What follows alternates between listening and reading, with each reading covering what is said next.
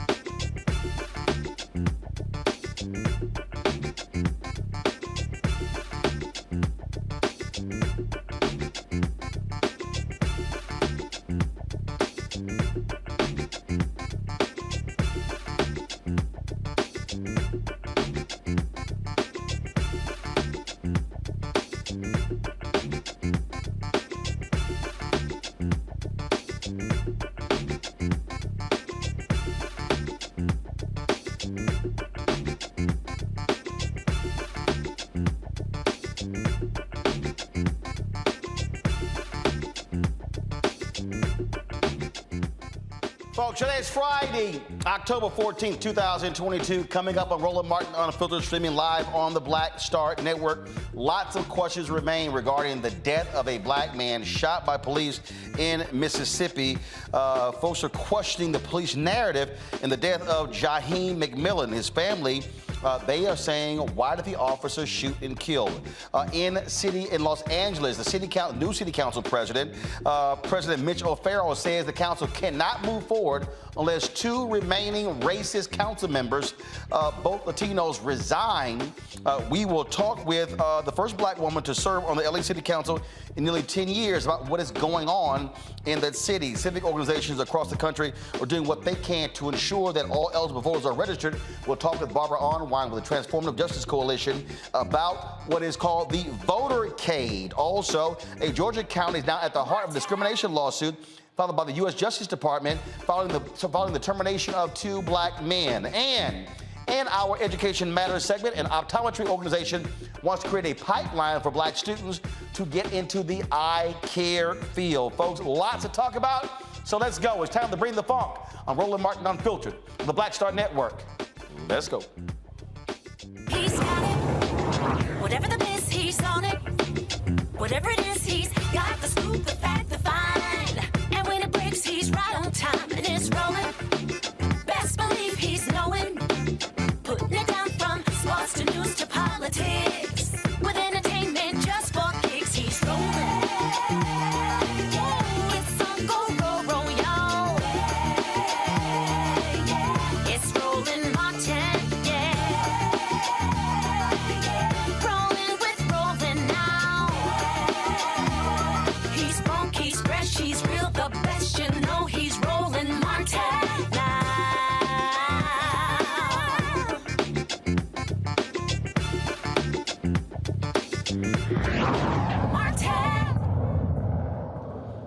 All right, folks, conflicting stories out of Gulfport, Mississippi in the shooting of a black teen. Protesters are demanding the body cam footage be released in the shooting death of Jaheim McMillan. Witnesses say the 15-year-old was walking out of a store when a police officer shot him. Police say the teen had a gun. Now, they also say McMillan was involved in an incident involving several minors waving guns and chasing a motorist. Officers pulled the youth over in a Family Dollar parking lot. McMillan reportedly got out of the car and refused to comply with commands to drop his weapon. Police say the teen pointed a gun at them. An officer shot the teen in the head. One witness says she did not see McMillan with a weapon. Other witnesses say officers handcuffed the teen and did not render aid as he bled out in front of the store. McMillan was taken to the hospital where he remained on life support until Saturday when he passed away. Earlier this week, the Gulfport Police Chief Adam Cooper laid out the details of what police say what took place. This tragic situation has touched many lives. I understand everybody wants answers on what led up and happened in this deadly encounter. Words from me will do little to comfort the individuals involved. I will start with saying I've requested the Mississippi Bureau of Investigation take over the entirety of the investigation from the charges of aggravated assault to the officer-involved shooting in order for all circumstances and facts to be investigated by an outside agency. I will share with you now what I know. The Gulfport Police Department received a telephone complaint from a 911 caller about a motorist in a silver Kia Soul with a Georgia state license plate. Accompanied by several subjects later identified as McMillan, Bell, Thomas, Ellis, and Cooper. They were brandishing firearms at passing motorists and began chasing one of them. This occurred in the area of Highway 605 and Magnolia Street. This description of the vehicle is passed along with the tag information. It's distributed to our officers through the Gulfport Police Department Communications Division. The Kia Soul was located in the area of, the intersection of Pass Road and 8th Avenue as it was entering the Family Dollar parking lot. Two officers in two separate marked units entered the parking lot behind the vehicle. Immediately, two individuals exited the vehicle and began to flee. Officers exited their vehicles with loud verbal commands, giving them instruction to stop fleeing. One of the officers observed McMillan, who was armed. The officer gave chase to McMillan, gave orders for him to stop and drop his weapon. McMillan did not comply. McMillan turned both his body and his weapon towards the officer. The officer fired at McMillan. McMillan was struck by the bullet and fell. The same officer then turned his attention back to the vehicle. He observed one of the vehicle occupants outside the vehicle and another one exiting. The officer ordered the suspect to the ground, and he complied and laid on the ground. The suspect was later found to have a weapon in his waistband when he was taken into custody. The other individual still in the car was ordered to exit the vehicle and lay on the ground. He also complied and was taken into custody. The suspect that fled north that was pursued by the first officer was tracked down by canines. He was located. He complied, and he was taken into custody. A firearm was found in close proximity to him. McMillan was transported to a local area hospital, suffering from a single gunshot wound, and was later airlifted to an out-of-state hospital. There are lots of stories in traditional and social media on what transpired on October 6th at the Family Dollar at 8th Avenue and Pass Road. Many of them are simply wrong.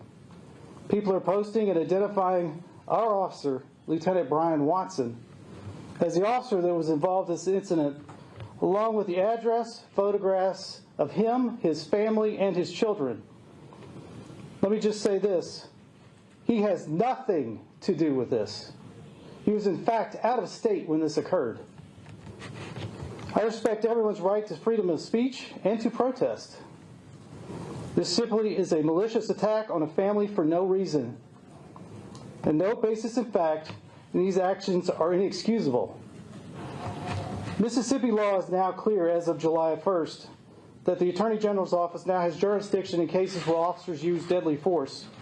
The Gulfport Police Department is cooperating fully with the investigation. The Gulfport Police Department also conducts its own internal investigation to violations of its policy.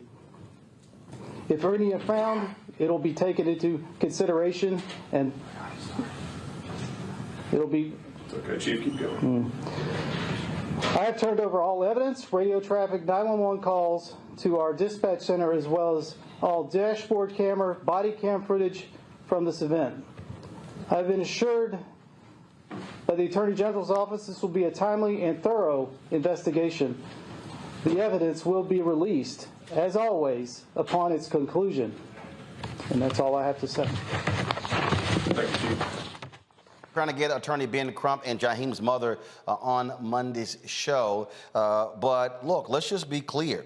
Until they release the body cam footage, we can't believe the police. Let's go to my panel. Dr. Jason Nichols, Senior Lecturer, African American Studies Department, University of Maryland, College Park. Michael Imhotep, host of the African History Network show.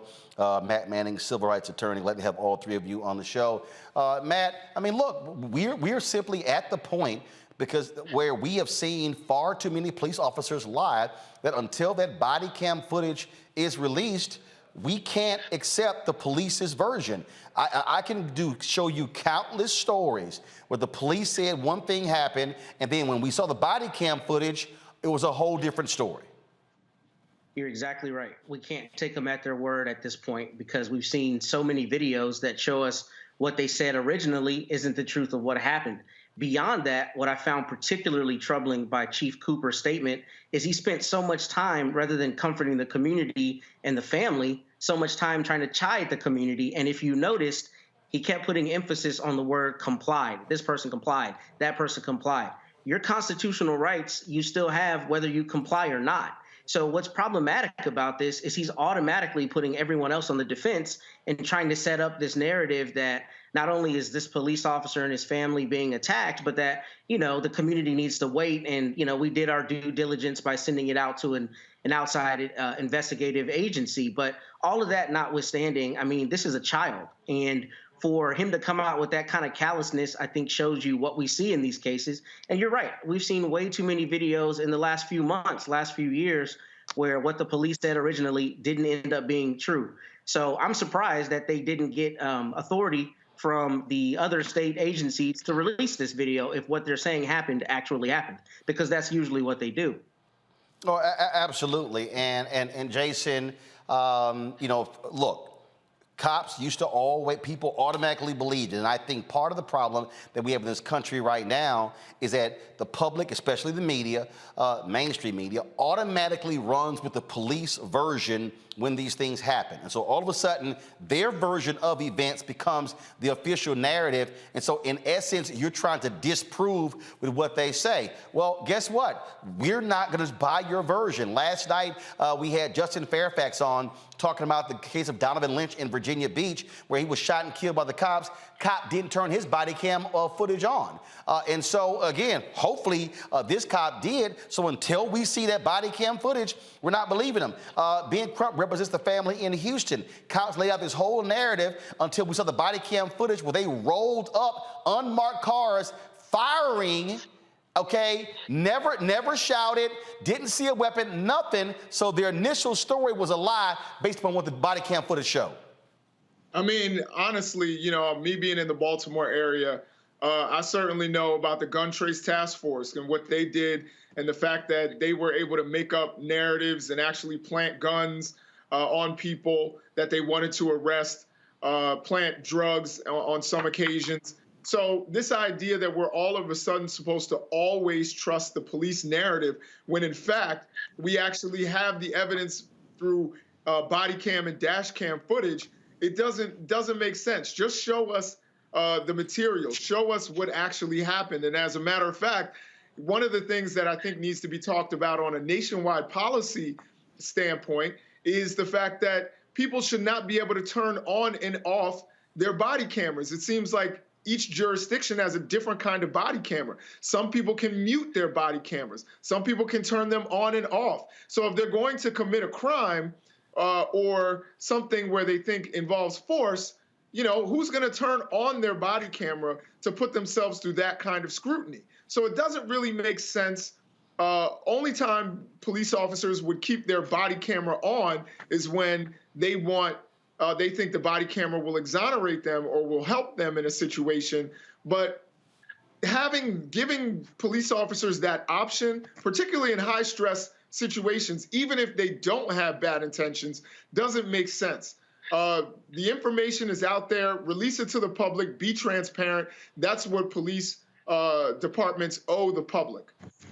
No, and that's the thing. And we've seen examples. I think it was a story out of Ohio, Michael, where there was it was where the girl got into a fight. She had a knife and she was charging another girl, and people began to circulate a story. What did the police do? They immediately put the body cam footage out. So it shut down speculation, and that's what should happen. So I'm sorry. I am simply not going to believe what the police chief says, what the officers are to say, until we can see ourselves. If the video shows that he had a gun, the video is going to show that he had a gun. And so then if there are witnesses who say he didn't have one, if the video shows it, they're lying. But until we see that, I'm sorry. I simply cannot, in today's society, I cannot trust any version coming from the police. I don't care if it's a black cop, it's a black chief, or it's a white chief. Especially in Mississippi.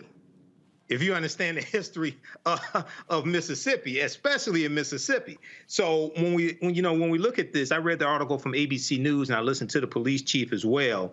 And I have a lot of questions here. First of all, did you hear the police chief mention body camera footage at all? Yeah, he did.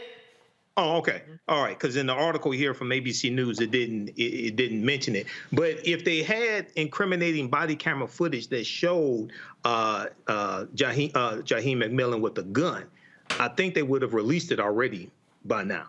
Because this incident took place October 6th, 2022. If they had incriminating body camera footage of him with a gun, I think they probably would have released it by now. So, and another thing I want to know, okay, were there fingerprints on the gun? Were there his fingerprints on the gun that you retrieved? What caliber was the gun that you retrieved? Were there gunpowder burns on his hands as well? So there's so many, and what type of gun was it? So there's so many questions that I have regarding this situation. So I know the Mississippi Attorney General's office has jurisdiction over this case. I don't know if that's good or bad, to tell you the truth. I don't know. I just know Mississippi don't have a good track record. The state of Mississippi does not have a good track record when it comes to this. So hopefully justice will prevail. Hopefully we'll get more information when you have Attorney Crump on the show on Monday. Indeed. So again, we'll see what happens in that case. All right, y'all, let's go to Ohio, where the 8 Ohio police officers who shot more than 90 rounds of ammunition, hitting an unarmed black man about 60 times, they're back at work. Jayland Walker was killed in June by Akron police officers after a brief car chase. The officers had been on paid administrative leave since the shooting. Protesters have been marching in the streets since the officers were placed back on active duty in non-uniformed, non-civilian contact roles. Lieutenant Michael Miller released the following statement about the officers' reinstatement. Wasn't a rash decision, but one that was painstaking in fact. When we look at the staffing shortages that we have, nearly 50. If you add the officers that are out on injuries to that number grows. It was a difficult decision. Akron Police Lieutenant Michael Miller stated, we just want folks to understand that we understand, we get it, but we had to also be responsive and responsible to growing daily public safety needs of this community, including some of the violence that young people are being impacted by.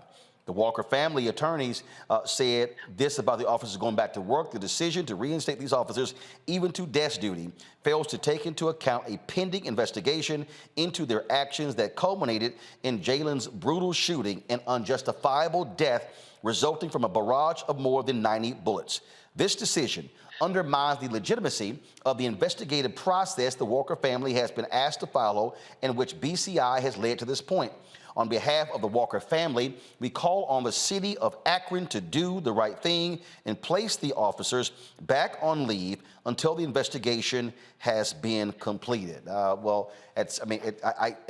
get this whole idea of, oh my goodness, we have shortages, but the reality, Matt, is you don't want these folks involved in any sort of police capacity until you finish an investigation. 90 rounds? 8 cops? Absolutely. It's absurd. It's absurd. They should not be back on duty in any respect. And this is really stupid because police departments have a lot of civilians who work for them. So most police departments have even civilian investigators. So to say that they couldn't supplement it or find other people to fill roles beyond people who were involved in a very heinous shooting is BS. And I think one of the things that people need to realize is officers have a lot of civil service protection. So what they might not be saying that's truthful is that these officers may be going through a grievance process or some other employment process that allows them to stay on the force and makes it hard for them to fire them. And that's one of the systemic issues that has to be addressed. It's very hard a lot of times for police officers to be fired, even when they do things like this. But I think this is a bad move because it undermines the credibility of any investigation, particularly if the Akron department is involved in investigating itself. There's no way to be assured that these officers are not going to be involved in the investigation, and there's no way to be assured that if a grand jury doesn't return indictments that the fix isn't in. I mean, we know it is because it happens all the time, but this is, I think, even more problematic because it allows them access to the process. Michael? Yeah, this is shocking. Now, it is true that nationwide, a lot of police departments are down or short police officers. Right here in Detroit, according to the reporting about 2 months ago, Detroit police are down 223 police officers.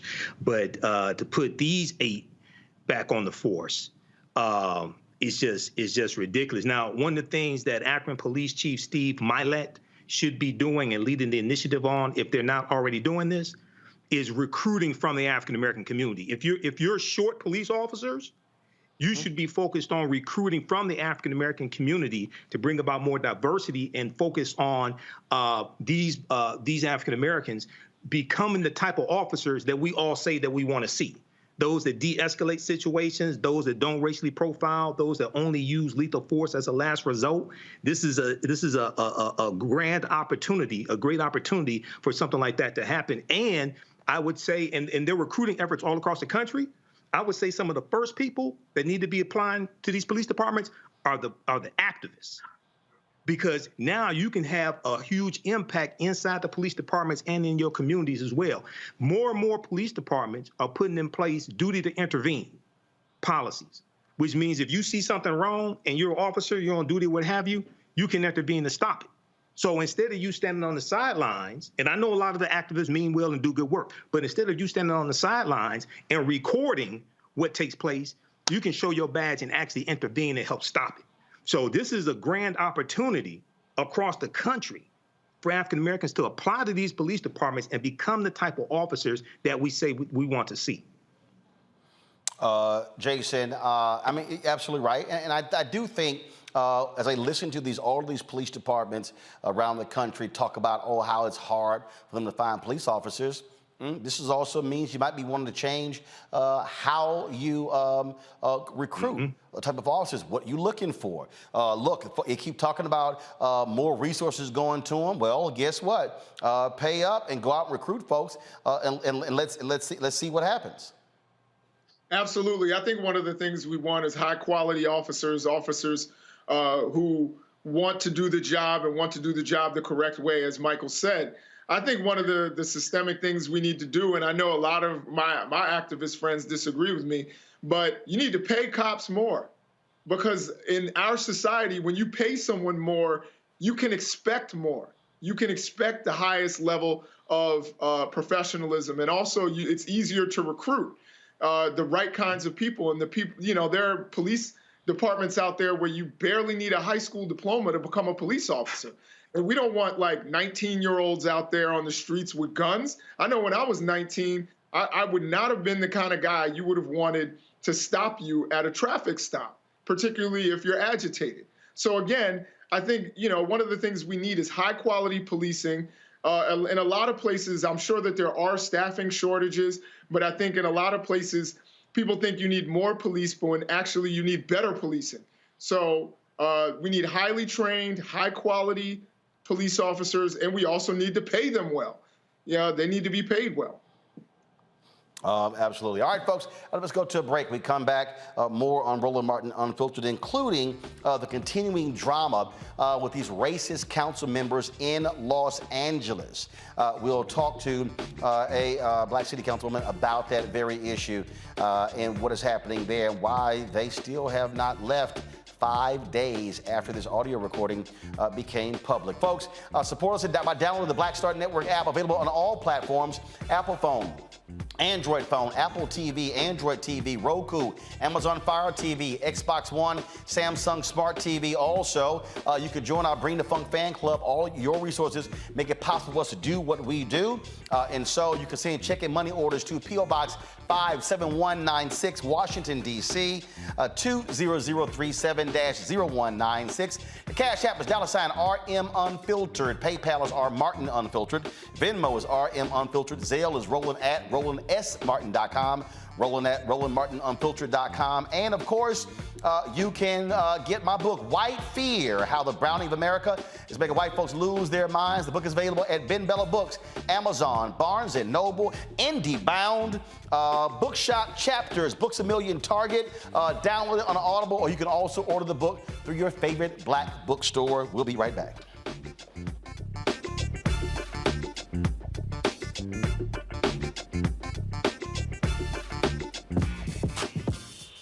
When we invest in ourselves, our glow, our vision, our vibe, we all shine.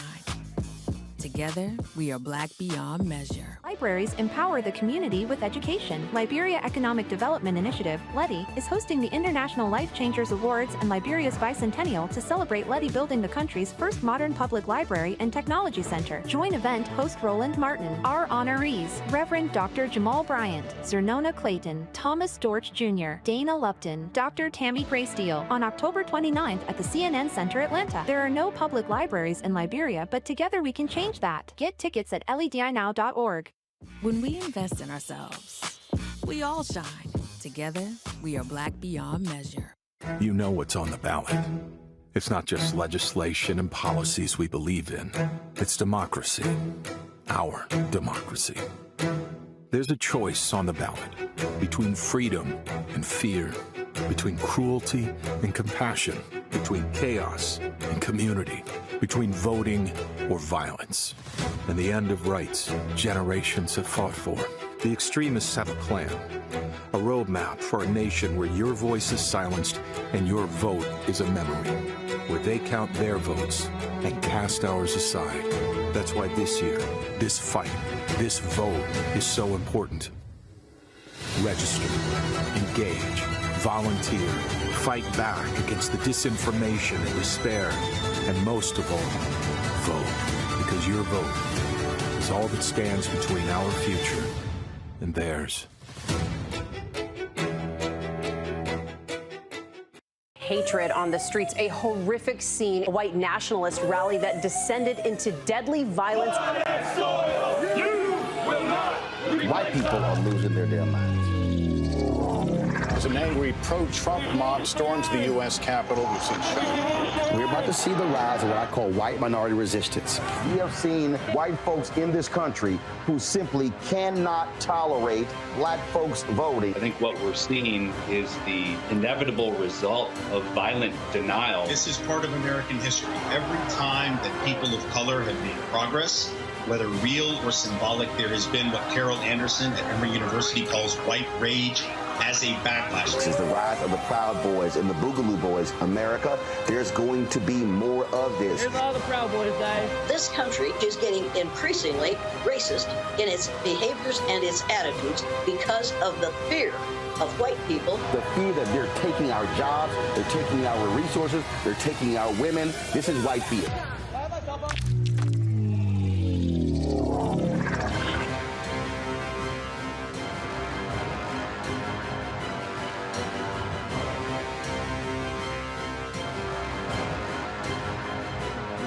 Hi, I'm I'm Vivian Green. Everybody, this is your man Fred Hammond, and you're watching Roland Martin, my man, Unfiltered.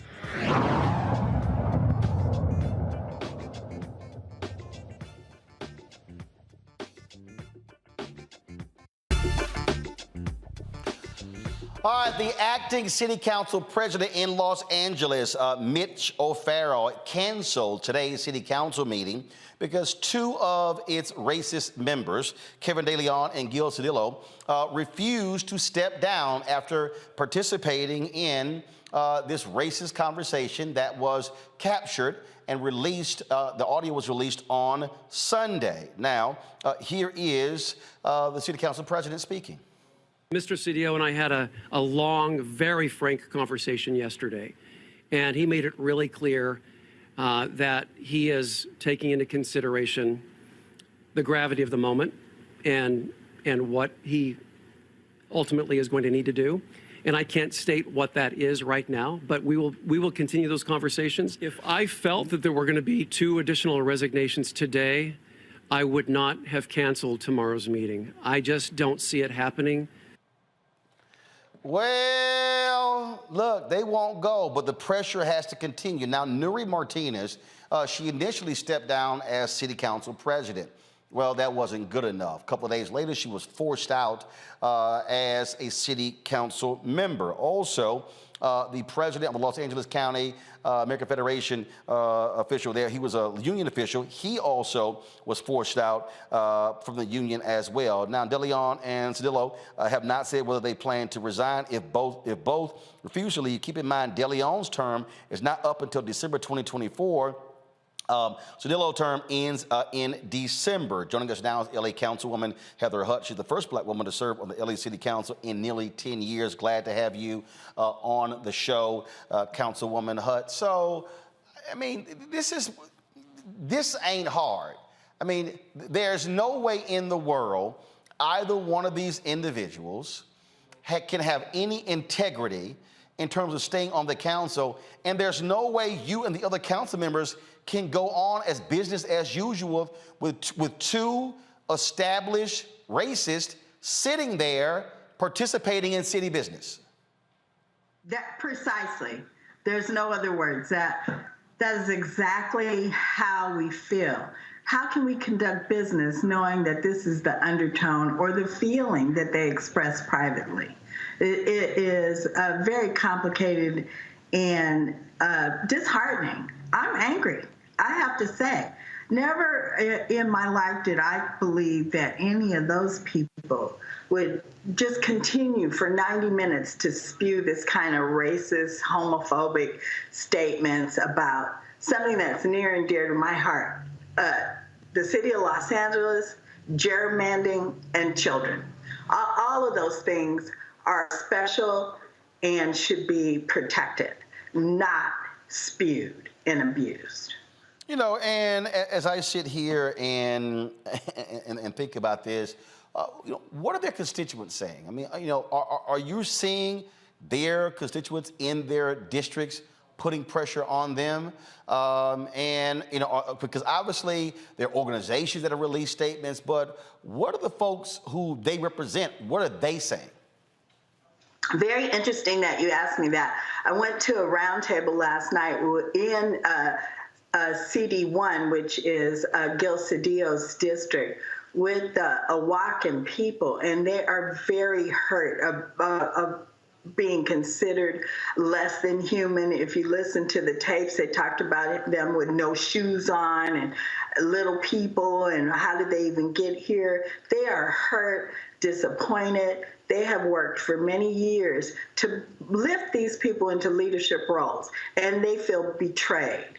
And so it was a very deep conversation about healing, but their own people are calling for their resignation, and they won't stop. They said they can't stop. They've gone to offices that are in the field. They've gone to City Hall. They're calling strongly for their resignation. You know, and here's the thing that gets me, this whole idea of, you know, I've got to work hard to regain the trust of the people. We have to have reconciliation. This is real simple. You can do that with your ass not being on the council. That's exactly right. You can do it from grassroots. You have to be able to tell your friends and neighbors and act as you're not a racist, because the actions we've seen are racist. So yes, you can do it, but you can't do it in a leadership role, and you certainly can't do it representing 250,000 people that are in your district. Absolutely. And so now, look, I cover city council in Fort Worth and other cities as well. So you have different council members who are on committees, who chair committees. Have they been stripped of their committee assignments? Yes, a motion went in. A motion went in, but because we didn't have city council, we could not act on the motion. When we get back to council, we'll be able to act on the motion, but the motions have been written to strip those members from their committees. Gotcha. And so when the council meets as a group officially, then that is going to happen. Correct. Now, Gil, he's up in December, De Leon's 2024. Is there any way, based upon the city charter, for council members to be recalled? Or is the only way that they can get out of office, they actually have to resign? They have to resign. The recall can come from the community. It's very timely. A resignation is immediate. And what people are calling for is an immediate resignation. They don't want the long time coming that goes along with a recall and the signatures that it takes and so on. They want these people to be accountable for their racist actions, and they want them to leave now. Gotcha. Well, look, it is important, it is necessary, and surely it has to be also troubling for all the other city council members because you can't get business done while they're there. And also, frankly, for me, there's no conversation. You have nothing to say to me if you're still sitting there and you haven't quit 5 days later. Exactly right. Nothing to say to me either. By the way, I was implicated in those tapes. No one's called me to apologize for implicating me, for considering that I would be any part of a gerrymandering strategy or scheme, especially not against Black people. I was born before there was a Civil Rights Act. I've been fighting for this my whole life. I'm here to represent. We need more representation, not less. And if we pay attention to just the segment that you did before I got on, racism is rampant everywhere. And we need to fight it everywhere. Let's actually speak on that, because on those audio tapes, they were saying, oh, yeah, let's go ahead and put her on because we could counter her vote. And so, I mean, they were sitting here with all this maneuvering, and they gave the impression that you're basically a puppet who they can control. It's appalling to me. I'm a Black woman. I'm a strong-ass Black woman that raised 3 boys by myself. If I was going for the okie doke, I'd still be with my ex-husband. I don't go for the okie doke anywhere. I'm not anybody's pawn, and I'm here to tell everybody that. I'm here to do the work, represent these 250,000 people that agreed that I should be appointed to this position, and I'm here to do the work. I do find that interesting that your name was invoked and not one of them has reached out to you. How about that? That's how I feel too. I'm like, really? You can't call and apologize? Like, if you really thought that I had any value, you wouldn't feel that my feelings are hurt? That I'm in a situation in my community where I have to explain my Blackness, my womanness, my patriotism for democracy, because undermining gerrymandering is serious. And that's what you implied that I would do? I have some words that go in the swear jar for that. I'm quite sure. Councilwoman Heather Hutt, actually, let me do this here. I got just a couple more questions. What has this also done in terms of the city and this Black Latino alliance? Surely it's now fractured. Surely you have people, you have now distrust. What is happening with other elected officials, other organizations to, frankly, not allow this to go forward as if that somehow that represents how Latinos or Latino elected officials in Los Angeles think about African Americans and think about this notion of power? So we have another Latina woman on the council, Monica Rodriguez, and she reached out to me on Sunday night before we even went into a regular work week, apologizing and saying that all Latinos are not like that. Well, I know that. If I thought all were like that, I'd be just like them, you know, putting everybody in an all bucket. So I know better than that. I'm inspired right now because when you look at the film of people that are in the city council chambers or the ones that are outside the chambers protesting and asking for them to resign, they're of all colors. And I'm inspired by how people are trying to come together to make a general statement that this is not okay. And so this is important to know that folks are not saying, oh yeah, this is who we are. They're saying this is not who we are. This is not okay. They need to go because they do not represent us. Questions, let me do this. Questions from my panelists. I'm sure, let's see if they have anything here. Jason. So first of all, thank you for the work that you're doing. My question is, with the gerrymandering and the things that are going on in your in the city of Los Angeles, what is the fix there? Because a lot of people have actually brought up the fact that 48% of Los Angeles is Latino, but there are only, I think, 4 members on the committee. Is that actually something that needs to be fixed, or is that something that they were just trying to grab more power? I can answer this in a strange way. First of all, I can't think how they could think. So I can't answer you about what they were thinking about, because I'm not thinking like that. The second thing to know is the Department of Justice is going to look into this, and they'll give us those kinds of answers. I can't give you those answers. And I can't presume to think about what their ideas were. Can you? Can you figure it out? No. We don't know. Okay. All right. Thank you. Michael. All right. Thank you, Councilwoman Heather Hutt. Can you give us more details on the gerrymandering issue? What was the effect going to be? Because I was searching for this and I didn't really see this information. Can you explain the gerrymandering issue and the effect it would have, especially on the African American community there in Los Angeles? I think I can. What they said in the tapes is that they could move the lines around so that there would be more of a Latino voting bloc in that space, which causes erasure. There wouldn't be an opportunity for any other race to run in that space, so that they could have control of more seats on the city council. Okay. So all right. The idea was to move when you're doing redistricting, the idea is to move the lines around so that you put a greater population in various spaces so that the vote would be significant. Okay. All right. Thank you. Matt.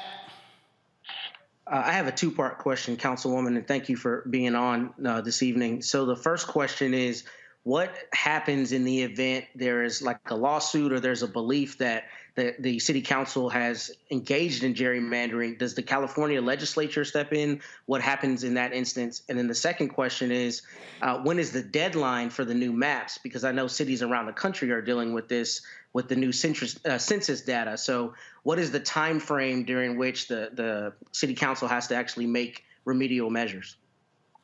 The new maps occurred in December 2021. This conversation they had was October 2021. So we are currently living in the new space. I was appointed to this seat on September 2nd, 2022. So I have only been in this space for 42 days. So not a part of the history that put us in the maps, and we're set now. When the Department of Justice comes in, they'll let us know what kind of changes need to occur. All right then. Look, we certainly appreciate you joining us and sharing your perspective with us. And again, we certainly hope that these two resign so y'all can get on with the business of Los Angeles. Thank you so much for having me and allowing me to share my story here on Roland Martin. I appreciate being unfiltered. I didn't use a swear jar, though. I wasn't that unfiltered. Oh, well, it's all good. Trust me. We cuss all the time. So I keep telling folk, cussing keep your blood pressure low. Well, I know that's right. Thanks for having me. I appreciate it. Thank you, gentlemen. All right, thanks a lot. All right, y'all. Look, I'm just trying to let you know.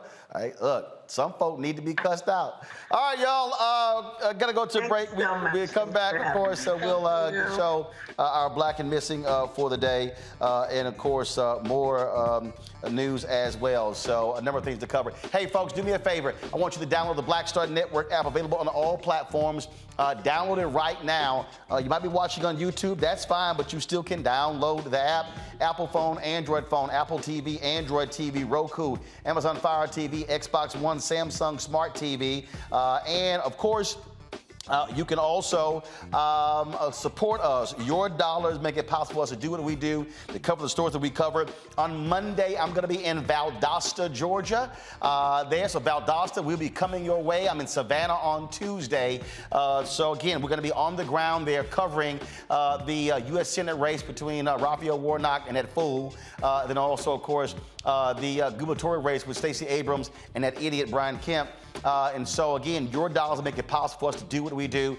Send your check and money orders to P.O. Box 57196, Washington, D.C., 20037-0196. Cash App, $RM Unfiltered. PayPal is R Martin Unfiltered. Venmo is RM Unfiltered. Zelle is Roland at RolandSMartin.com. Roland at RolandMartinUnfiltered.com. You're watching right now on YouTube or Facebook or Twitch or Instagram. Hit the like button, y'all. Hit the share button. YouTube, why y'all tripping? 2,000 folks on, 540 likes. Don't make any sense. How hard to hit the like button? It's not. It's free. Click it and then go comment. Bunch of y'all commenting, but you ain't hit the like button. So when I come back from this break, we should be at more than 1,000 likes on YouTube. Got it? So that's right. Y'all got about 2 minutes to hit 500 more likes. Now, get your copy of my book, White Fear, How the Browning of America is Making White Folks Lose Their Minds. Available at bookstores everywhere. You can order it through Ben Bella Books, the publisher, Amazon, Barnes & Noble, IndieBound, Bookshop, Chapters, Books A Million, Target. You can also download it on Audible. And, of course, you can get the book through your favorite Black bookstore. We'll be right back.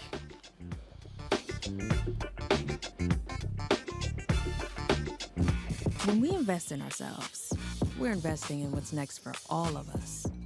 Growing, creating, making moves that move us all forward. Together, we are Black beyond measure. Pull up a chair, take your seat. The Black Tape with me, Dr. Greg Carr, here on the Black Star Network. Every week, we'll take a deeper dive into the world we're living in. Join the conversation only on the Black Star Network.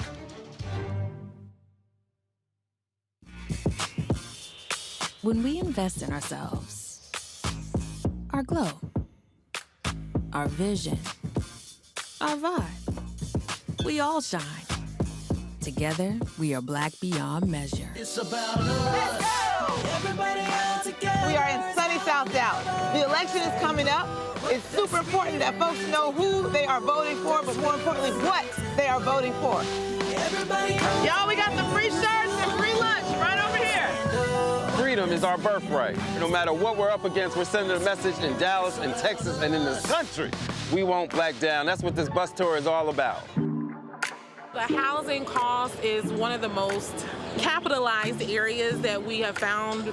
People who are marginalized, that are brown and Black, we are suffering the most, and I think that we have the biggest vote and the biggest impact in this election. I'm voting for affordable housing, for sure. We should not be paying the cost of a utility failure because our elected officials are too proud to say, we need help. I know that we can bring out our people to vote. It's a part of our birthright. Right. It's a part of our heritage, and surely it's a part of our present and part of our future. That's right. That's what's up. And we won't black down.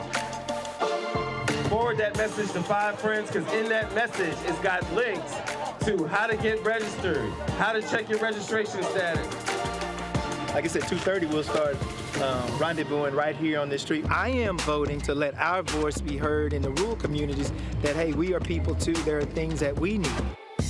Free shirts, free food, and lots of power. We are in Longview, Texas, where Black Voters Matter, 365. Whatever type of oppression a white supremacist throws our way, we will not back down. We are in relentless pursuit of liberation of our people. Freedom is liberation for black bodies and black communities to make economic change through political power. Freedom is choice. We won't black down. We won't black down. We won't black down. We won't black down. We won't black down. We won't black down. Hi, everybody. This is Jonathan Nelson. Hi, this is Cheryl Lee Ralph, and you are watching Roland Martin, Unfiltered. I mean, could it be any other way? Really? It's Roland Martin.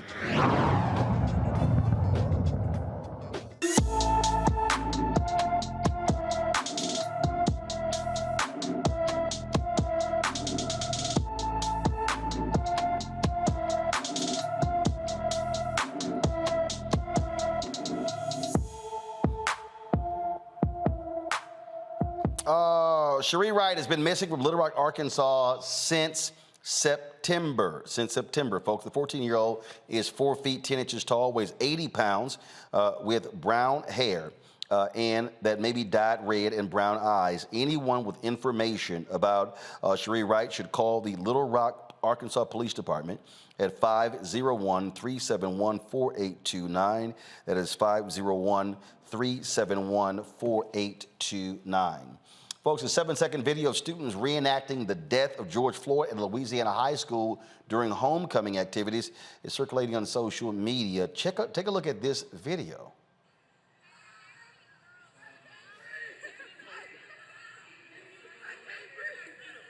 Okay, this took place earlier this week at Rose Pine High School. The student on the floor is reportedly black, and teachers were watching this take place.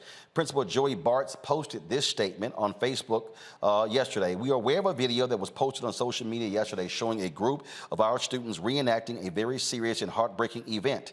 The disheartening, unfortunate display was not part of what Rose Pine High School had planned during its homecoming activities, but was enacted by a few students. In no way is this acceptable, nor does it keep with the heart and spirit of what we teach and preach daily. The school is working with all parties involved, including their parents, guardians. We will work tirelessly to educate our students on better choices.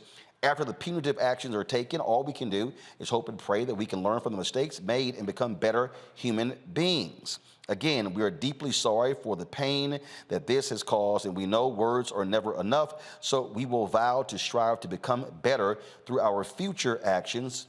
With a broken heart, Jay Bartz. Now, we contacted Bartz and the Vernon Parish School Board to invite them on the show. We did not get a response to this. The thing that jumps out at me, Michael, is, okay, the principal talked about punitive action against students. What about the teachers? Yeah, and also I would question, you have to ask the question, okay, what type of culture exists at that school where the students would think something like that would be permissible? And this is one of the reasons why. So, yeah, definitely with the teachers also. But this is one of the reasons why that treatment like that and other treatments that we have seen across the country and in schools and in society in general. This is why people like Dr. Carter G. Woodson, who co-founded the Association for the Study of Negro Life and History and created Negro History Week, which became Black History Month. He said that the history of African Americans needs to be taught in every school across the country, because a lot of the racism that we experience and the bigotry and the way we're treated comes from people not understanding our contributions to this country. okay, and thinking that we're lesser than. And it's acted out when we see displays like that. And the other thing I want to know is, maybe you have this information, Roland, because this is my first time seeing this. Was the African-American student being attacked, or was the African-American student willingly participate? Don't know now? It's only a 7-second Okay. video. Only a 7-second video. Okay. So you don't have anything else there.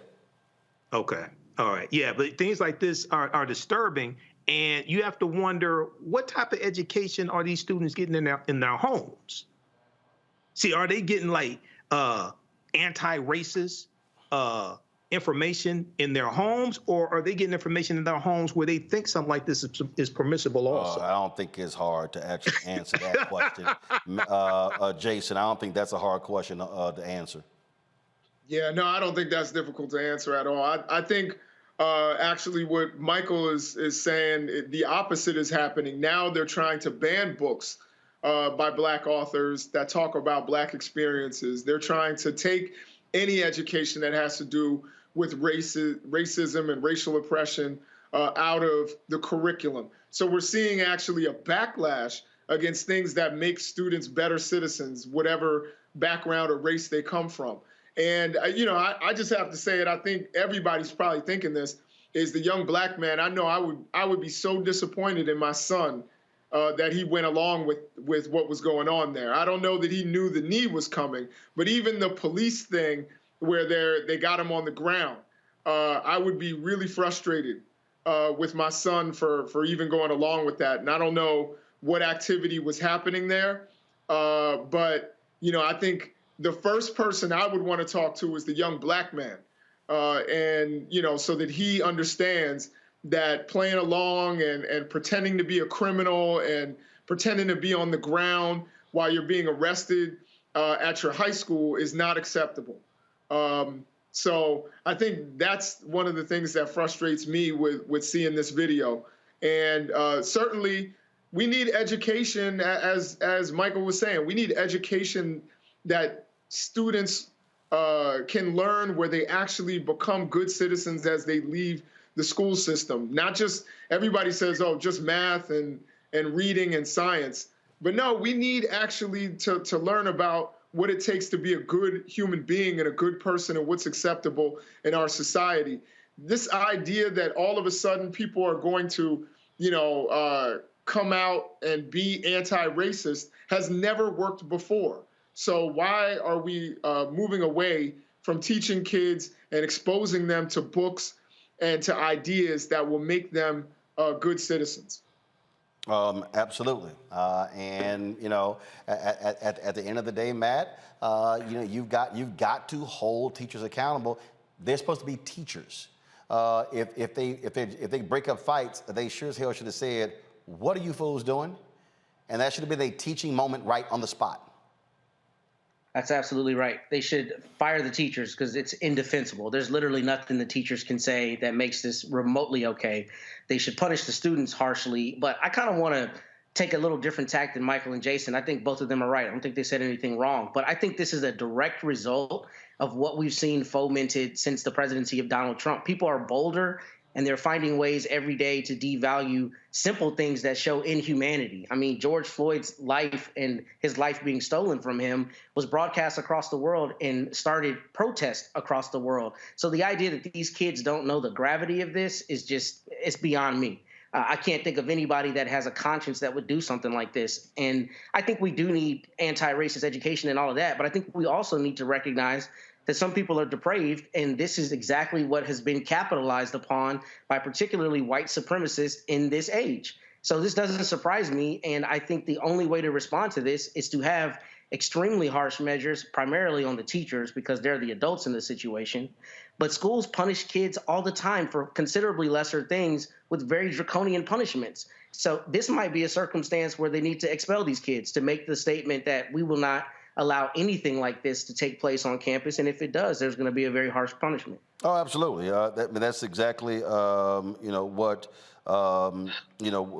should happen. And again, you expect leadership from teachers. That's what should be happening there. I saw this story here that I thought, well, actually, I'll do this in a second. I'm going to do this in a second. Because you want to talk about being stupid. Wait till I show you where the president of iHeartRadio in Atlanta got fired for using the N-word, and a black employee was in the car. Wait till I show y'all that particular story. And so we're going to break that thing down. All right, y'all, let's go to our next story, and that is we're talking about the election and what is happening in this country. What we're seeing is we're seeing down the focus. We're reaching in different states where the deadline to register to vote is coming. So some deadlines have passed. Early voting, like for instance in Georgia, starts on Monday. And so that's what's happening right now. And so what we're looking at really is the effort to protect the vote. Already, Republicans have been gearing up since Donald Trump lost, calling this the big lie and all sort of crap like that. But what they are doing is looking at targeting people, trying to get votes thrown out. They understand the margins. Remember, 2020, Biden-Harris wins Georgia by 11,000 votes. And so if they can throw out 5, 10, 15, 20,000 votes, that could be the margin of victory for Brian Kemp in the governor's race in Georgia, for Herschel Walker in the race against incumbent Senator Raphael Warnock, and the same thing in other states as well. Transformative Justice Coalition, they are one of the groups out there who is on the ground trying to protect folks' right to the ballot box, offering assistance as well. And so we want to show this here, of course. This is information here that they are working on. They have what is called a community votercade taking place on Saturday, October 15th. And you see the flyer, it says, bring your cars and join the National Votercade as we drive through Washington, D.C. to rally community and voter education, free food, music, voter registration information, and a banned book giveaways beginning at 9 a.m. At the Covenant Baptist United Church of Christ in Washington, D.C. And so this is one of many efforts, many groups that are out there doing the work on the ground, y'all, on the ground to get folks to vote. That's what's happening right now. And so joining us right now is Barbara Arnwine. She's the president of the Transformative Justice Coalition. Kim Crenshaw, she is, of course, a civil rights activist. Glad to have both of you here. And before we go, so we got to get Kim back because we were supposed to have an hour-long conversation with Kim on critical race theory because these people still out here acting stupid. But we'll do that another time. But right now, we're going to talk about this here. Barbara, these type of events, explain to folks why they are important because some will say, well, all right, fine, you know, okay, and you out, you know, Black Voters Matter out there, you're passing out free food, things along those lines. But a lot of people don't live and breathe this stuff. They don't even know that an election is going on. Absolutely. In fact, recent polling data has shown that in some African communities, only 50% of Black folks knew that we have an election November 8th. That's data from about a month ago. We are determined to turn that around. And so we have been on the road. This is our 7th day voter justice tour. We started in Minneapolis. And we are now heading to Washington, D.C. We've been in 7 states and 14 different cities. It's time to vote. And unlike the past where people have done these tours, we've also brought along the banned books. Because when they're saying that we need the vote, we also need the free eyes. We need the capacity to read the books so that people learn our racial past so that we can do better in the future. It's so imperative that every person who is capable of registering to vote do so and that they actually vote. It doesn't mean anything if you register and you don't turn out to the polls. We need you to vote November 8th, 2022. You know, Kim, I keep saying this. And I've done all these interviews in the past 2 weeks dealing with my book, White Fear. And folks ask me, okay, well, you know, you say that we have to maximize that opportunity. And what I keep trying to walk people through is, this is a perfect example. If you've got 500,000 African Americans living in a city, and let's say 500,000 African Americans in a city who are eligible voters. They are of voting age. And then 300,000 of the 500,000 actually register. Then 150,000 of the 300,000 actually vote. Well, that means only 150,000 out of 500,000 African Americans who are eligible vote. And then somebody will say, whoa, that's 50% of all blacks who are registered. Yeah, but that's 150,000 who voted. It's 350,000 who didn't vote. So the reality is, when we maximize our strength, we literally can determine elections. And that is precisely why there is so much effort to make sure that we don't vote. That's why we're out here on the road, Roland. That's why we're telling people that there's an election. But more importantly, we're trying to tell people why it matters that they vote. Yes. I am so, shocked and surprised to hear about the George Floyd reenactment. And at the same time, this is precisely one of the reasons why we're on this tour. Because what we're trying to do is to link the effort to suppress the vote with the effort to suppress anti-racism. We're giving away 6,000 books because these are precisely the books that are being banned in our schools. And the reason why, of course, is because after George Floyd, because after all of the millions of people who came out demanding solutions to racist police violence, demanding solutions to structural racism, those who don't want us to exercise political power created this boogeyman called critical race theory. And they're using it to ban books. There are more books being banned, and the majority of these books are being written by people of color, queer people. They're all about how to make our democracy work better. They're being pushed out of the curriculum, and I think the story that you started with shows exactly what the consequences of that are. So we're giving away 6,000 books. We're calling our part of the campaign From Freedom Writers to Freedom Readers. We hope your listeners come out and join us tomorrow in all the places we're going to be until we their vote on and get their read on.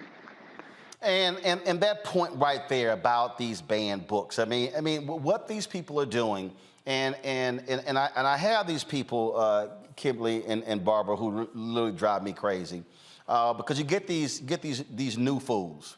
And they come on and they say, oh man, all you doing is shilling for the Democrats. And I keep saying, y'all, there are two parties on the ballot. There's the Democratic Party and the Republican Party. And when I explain to people, I'm like, let me explain to you what the right is doing. They hate critical race theory. They hate diversity, equity, and inclusion. They hate equity. They hate multiculturalism.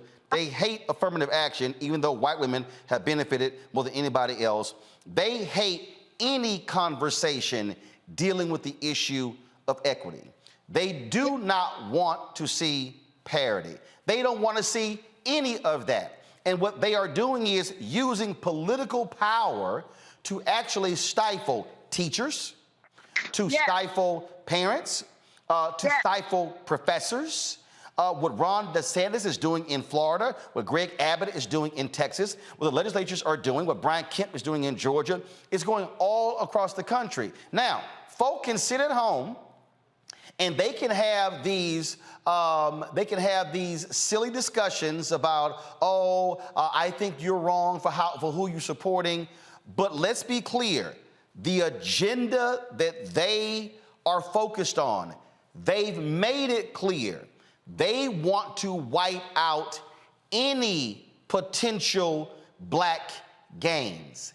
They do not want to see more black professors, more black teachers, more black contracts, and they're not even hiding it anymore. So I've never said the Democratic Party is perfect. I have whooped their ass when needed, but when I do know when I'm staring at an existential threat, I'm not going to be dumb and act like it don't exist. Barbara, then Kim. Yes, and that's why we're saying to people who sits in these offices determine your whole life. I mean, people say that they care about Black Lives Matter, but if you do, then you're voting sheriff. You're voting for your district attorney. You're voting for your attorney general. You're going to vote for your clerk of court. You're going to vote for every position, the district attorney. You're going to vote for all those positions because they all determine if our lives matter, how we're treated, and what occurs. People only want to vote presidential. Beware, people. You got to vote midterm. You got to vote for your governors. You got to vote for all the members of the House of Representatives in the United States Congress. Or you got to vote for those senatorial seats. You got to be about the change that is required in this country so that Black excellence can excel, can achieve, can be manifested. But these folks want to put us down, and they want to be retrograde. Talk about they want to go back to the 1950s when people like us couldn't even be on TV like we are now. And Barbara's so right. One of the reasons why this is such an important moment is that there's a direct relationship between the attack on racial injustice and the attack on our democracy. One of the aspects of this debate that is so, I guess, disconcerting, Roland, is that too many people are sitting on their hands in the face of this effort to attack critical race theory by saying, well, we don't know what it is. We don't teach it in the public schools. That's a distraction. As you point out, what they're really trying to do is to make anti-racism unspeakable. And when they make anti-racism unspeakable, they make racial injustice unachievable. And we can't have a democracy without racial justice. There is no daylight between the fight for racial justice and the fight for our democracy. So people need to get off of their hands. They need to recognize that the midterms are those elections that decide many of the local offices. That's what has led to school boards that are trying to ban books by Toni Morrison, ban books by Ta-Nehisi Coates, ban books like Critical Race Theory, The Bluest Eye. I can go on and on. You got to see what they're doing under this attack on critical race theory, and you got to say, we've got something to say about this, and start on November 8th. You know, Roland, I just want to add one other factor. We just left Morgan State University earlier today, and it was shocking that one of the professors told us that most of the students that come have never seen a library, that they haven't had access to books, haven't had access to civics. None of that's being taught. There is a real attempt to deny us, just like they did before when we couldn't even read or write without being considered a criminal, when it was illegal for us to read or write. Now they want to control what we read or write, and we won't have it. Not going to have it. Let me go to my panelists. Let's see here. Jason, you first. First of all, it's an honor to meet y'all, or it's an honor to talk to y'all. What do you think can be done specifically outside of voting? Because I know a lot of people who say, you know, votes are one thing, but in order to hold our elected officials accountable, what can we do when there isn't an election ahead of us? Well, we have actually been speaking about that aggressively, about the need to be active politically 365. Don't think it's only about election day. It's about making sure that people that you basically hire, I said, but that you vote for into office are held accountable, that they do their job. If you're not showing up to these school board meetings, showing up to these city council meetings, if you're not calling these senators and representatives when you see that they're voting wrong, if you're not holding and saying, hey, I voted you in, I'm going to vote you out, you got to make sure that you are a democracy advocate 365. And I just want to underscore Barbara's point about showing up to the school boards. One of the reasons why this attack on anti-racism grew so quickly is because of the media's ability to go to these school board meetings and see white parents outraged about this lie that their children are being taught to hate themselves. What we didn't have was footage of black parents going to school boards being outraged that their children aren't being taught the truth about this country. And if we don't show up and show out, not just on the election, but every time decision is made, then this is precisely the consequence of it. So we've got to look at this as an example of how bad it can get and say, never again. That's why we're calling this, the good trouble. We're calling this from freedom riders to freedom readers. We've got to say no to this in the same way that we said no to segregation. Matt. Well, I want to echo Jason's sentiments. It's truly an honor to be on with both of y'all.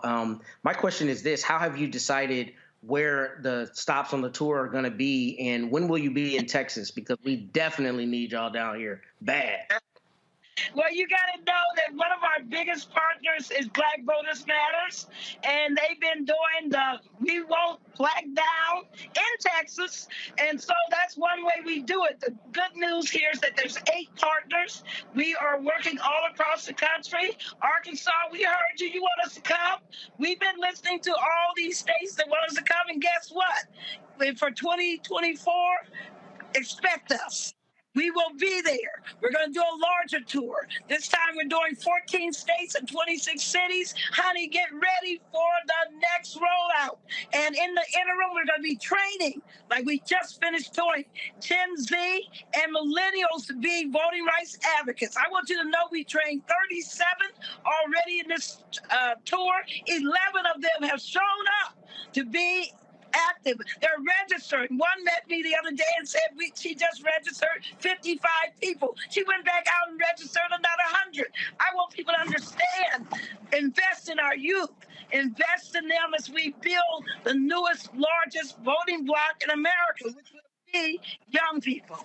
And I just want to add that we are going to, so we're ride or die on this. We're going to be on this.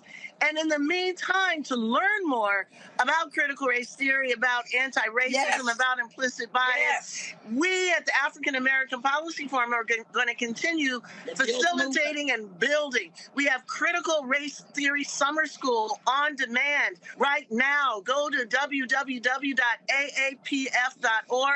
and you can sit into 120 classes. When this tour is over, we're going to have book clubs for all those who signed up to get one of these books. We're going to be ready for 2024. We're not going to let people tell us what ideas are legitimate, what we can read, what we can understand, and that's going to empower us to use our vote in the way that's necessary to save our democracy from what we're facing right now. Michael. All right, sisters, Attorney Barbara Arnwine, good to talk to you again, and our esteemed Professor Kimberly Crenshaw, great having you on. I played some of your clips on my show to educate people on critical race theory. You were absolutely correct when you talk about the school boards, because Stephen K. Bannon said that the way to political power is through the local school boards, and a lot of our people don't understand that.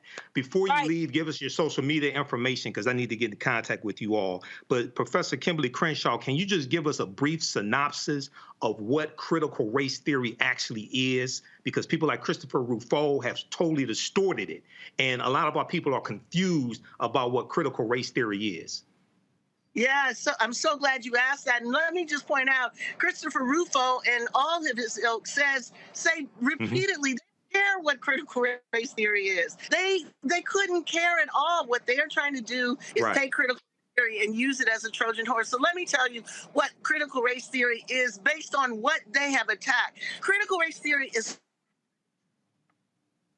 practice, is a way of understanding what racial inequality in our country so long after the end of the civil rights movement. Why do our neighborhoods look the way they do? Why is there such a wealth gap? Why is there such a health gap? And so critical race theory pays attention to the ways that racial inequality is embedded in the structures of our institutions, in the everyday functioning. It is the way in which we have to acknowledge and recognize that we still have to give our kids the talk. Why? Because police departments are still places in which anti-Black violence is regular, and reinforced every day. It's the same kind of reason why we have to put our hands on our steering wheel when we see the lights in the rearview mirror. This is the recognition that race still shapes life in profound ways, and colorblindness is simply a way to erase it, to make it unnameable, and not the legacy of everything we fought for unspeakable. So I now tell people, if you want to know what critical race theory is, look at what they're going after. Look at the fact they're going after the bluest eye. Look at the fact that they're going after the 1619 Project. Anything that tells the truthful history and contemporary consequences of anti-Black racism is what they are framing as critical race theory. So you don't have to be a critical race theorist. You don't have to be a law student or a law professor to know that what they're coming after is you. If they're coming after you, then you sure enough better show up on November 8th. That's right. Yes. Right there. All right, thank you. We certainly appreciate it. Thank you so very much. And Kim, I promise we will have you back because I want to have, again, a one-on-one, a thorough conversation because, and not only how we deal with this, because it's not going away. I laid this out in my book, White Fear. This is where we are and how they are going to be operating because they are attacking anything that deals with the issue of race, that deals with equity. It does not matter. Even Dr. Oz, that fool was running around, Mehmet Oz is running around saying that the Black Lives Matter movement was hijacked to talk about race. Well, it starts with Black Lives Matter, dumbass. These are not bright people. Barbie Arnwine, Kimberly Crenshaw, we certainly appreciate it. Thanks a lot. See you tomorrow, D.C. All right, absolutely. Thanks a bunch. Hey, folks, I was going to go to a break, but let's do this here. I want to dip into. Are they still debating in Georgia? So let's just dip a little bit into the debate between Senator Raphael Warnock and that idiot Herschel Walker. And just because he said something doesn't mean it's true. I have supported our police officers. I've called them and I've prayed with their families, like those officers lost in Cobb County when they were killed, doing what police officers routinely do. You can support police officers, as I've done, through the COPS program, through the Invest to Protect program, while at the same time holding police officers, like all professions, accountable. One thing I have not done, I've never pretended to be a police officer, and I've never threatened a shootout with the police. Well, and now I have to respond to that. We are moving on, gentlemen. I have to respond to that. And you know what's so funny? I am with many police officers, and at the same time, Mr. Walker, Mr. Walker, excuse me, Mr. Walker. Please, out of respect, I need to let you know, Mr. Walker, you are very well aware of the rules tonight. Yes. And you have a prop. Yes. That is not allowed, sir. Yes. I ask you to put that prop away. Well, it's not a prop. This is real. And he said, I have a problem. I never worked with law enforcement. It is considered a prop, Mr. Walker. Yes. Excuse me, sir. Yes. You're very well aware of the rules, aren't you? Well, Aren't you aware of the rules? He brought up the truth. Let's talk about the truth. Thank you for putting that prop away. And as a matter of fact, we still have a lot to get to, and we are not going to continue this. We're going to follow up with a question, and this is according to the CDC. Homicide is the leading cause of death for African-American youth. Mr. Walker, in 30 seconds, why do you believe this is happening? And what would you do to stop it? Well, what I would do is hold people accountable, which is Senator Warnock not doing. Believing in no cash bail, no accountability, that is a problem. People must be accountable for their action. And the truth lies with Senator Warnock because he said he was going to Washington to represent Georgia. He went to Washington to represent Joe Biden. That's the reason we're in the mess we're in today, because he represents Joe Biden and not the truth for Georgia. Senator Warnock, this follow-up for you. Same question. What do you believe homicides among African-American youth is growing? Why are those homicides growing, sir? And how do we stop it? Well, it's heartbreaking. And I've seen this up close as a pastor. I've presided over some of these funerals. I've met with young people. And we have to have rules and laws in the society, which I support and I've invested in as a legislator. At the same time, we have to create opportunity. There's no sickness like the loss of hope. When people lose hope, when they doubt that their life can be any longer or that they can dream of something bigger than the street they live on, a lot of things can happen. I grew up in one of those neighborhoods, but I had a nurturing family, and I benefited from good federal public policy, like the Head Start program, like Upward Bound, like Pell Grants and low-interest student loans. And to invest in our children is to invest in our best resource. Senator Warnock, thank you. We are moving on, gentlemen, to the next question. And this topic is about personal integrity. Buck? We're going to shift gears a little bit here. Senator Warnock, in 2020, you tweeted this: unemployment benefits have expired, rent is due, and many Georgia families are at risk of eviction. My opponents are supposed to be serving the people in Washington, but they are clearly concerned with their own interests. Well, recent published reports talk about a property that your church owns, Columbia Towers at MLK Village in Atlanta. It's a home for the disadvantaged. At least a dozen lawsuits have been filed by residents evicted for not being able to pay their rent. Some of the outstanding balances are less than $30. As someone who receives more than $7,000 a month for a housing allowance from Ebenezer Baptist Church, how do you explain this to Georgia voters who are struggling currently to make ends meet? Well, let me say that serving in the United States Senate and continuing to serve my church is the honor of my life. And it gives me a lens through which to do the work that I'm doing. But here's why you know I'm running against a desperate candidate. Anytime a candidate would stoop to the level of trying to sully the name, he and his allies, to sully the name of Martin Luther King Jr.'s church and John Lewis's church, you know that's a desperate candidate. Let me tell you about my church. My church is a Matthew 25 church. We spend every week, every day feeding the hungry and the homeless. They know that those false charges that they've created are not true. We stand up for poor people every single day, and I ran for the Senate to do at a policy level what we do at a local level every single day. I'm not going to be distracted by him and his allies. My people know the truth. They know the work we do every single day, and I couldn't be prouder of them. Proud to represent the Senate and proud to serve Ebenezer Baptist Church. So just to clarify, your position is that the allegations in these lawsuits are not true? I am saying that it is very obvious that my opponent and his allies are busy trying to sully Ebenezer Baptist Church. Now you see the problem with the truth. Switching gears a little bit here, sir. Your ex-wife filed a lawsuit asking for increased child support, saying that she had to pay for child care on days that your duties as a senator interfered with your parenting time, and citing significant increases in your income. In 30 seconds, what is your response to that lawsuit? Listen, I went through a divorce, like a lot of people.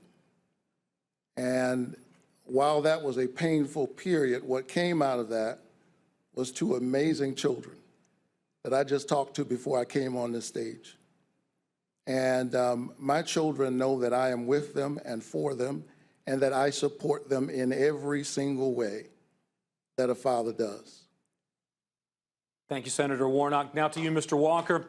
Recent ads have highlighted allegations of past domestic violence. They've raised questions about how transparent you've been as far as your resume.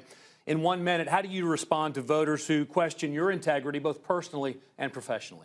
First of all, I've been very transparent, and I'm not ashamed to admit it. And I say I had a mental problem, and I'll be a champion for mental health, because so many people suffer from mental health. But to have people like Senator Warnock that demonize mental health, when I want to tell everyone out there, you can get help.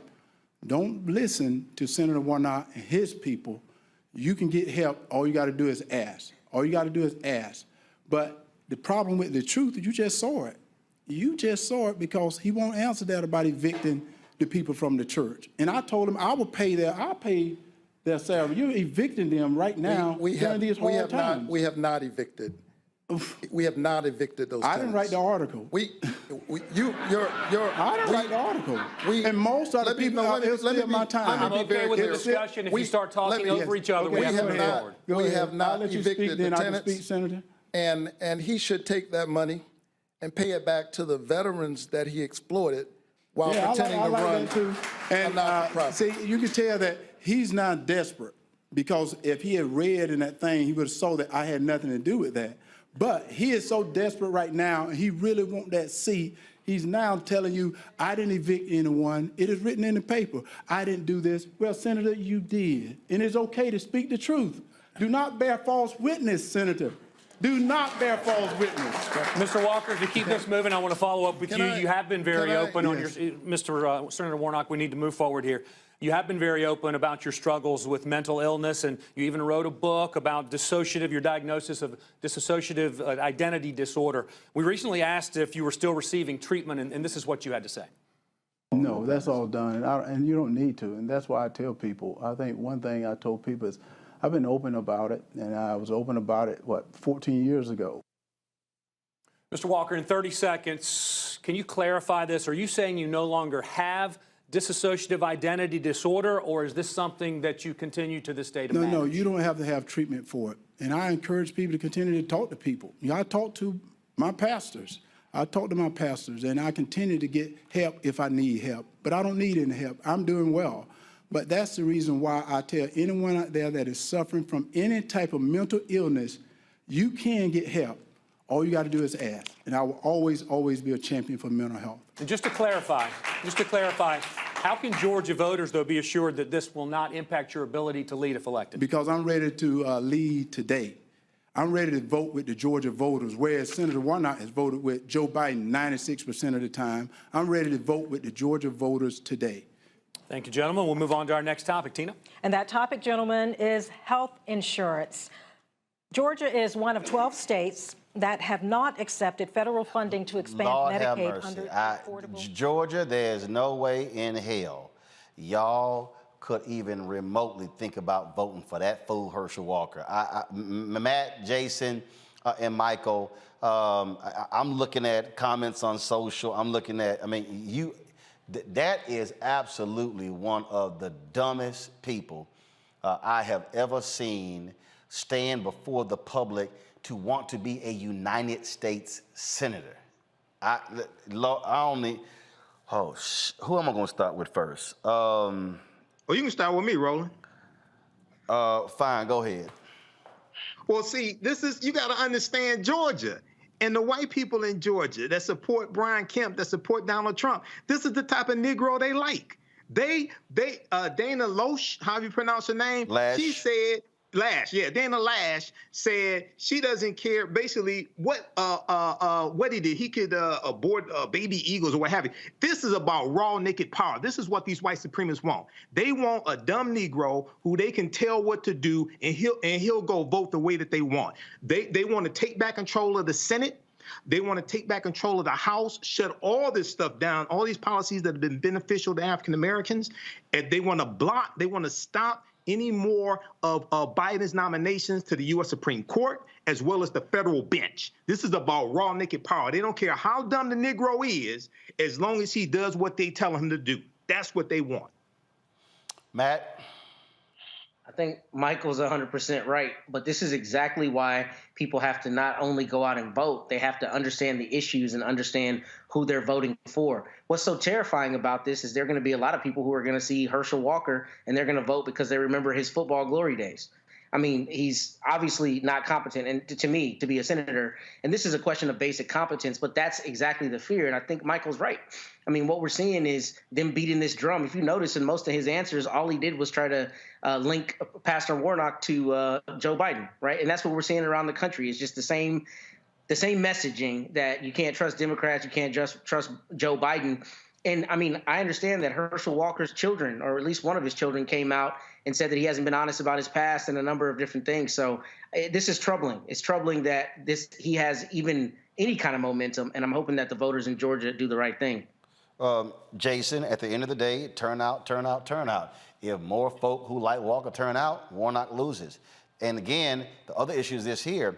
There's a third candidate who's running, and so right now the polls are showing Warnock 46-43. This is actually looking like it's headed to a runoff. So we might have a repeat of 2020. I think this is going to be a really tight race.